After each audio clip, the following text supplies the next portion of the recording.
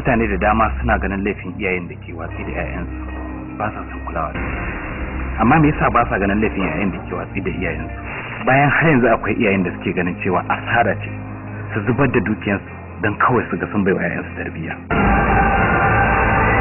sun san wannan shigar da kike shiga irin ta a kori shari'a da shi ne za ki tafi ki shiga cikin aji shiga cikin mutane. Abu yanzu fa zamani ya canza fa ba kamar da bane son yanzu kai ya waye. Mu kuma matan mu ne ba irin matan da ba. Matan mu ne sun yi karatu sun je makaranta kada ka sake sa bakinka a cikin abin da ya shafi iyali. Mujahid ba dana bane. Abba kai hakuri da Allah. Allah ya kusa zuciya.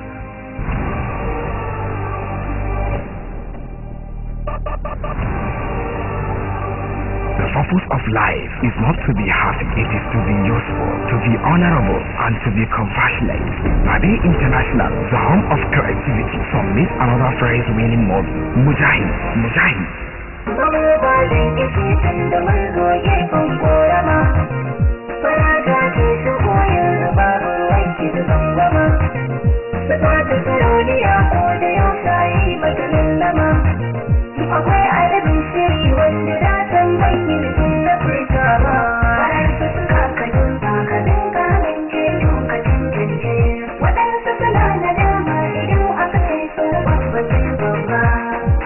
Na ɗauka sabuwa da ce abu mai sauki ne a gare ni. Babu yadda za a yi mutum yana son mutum har na tsawon kimanin shekara 3 kana tare da abin da kake so kusan ka zo ka ce mata ta haƙura ta auri wani.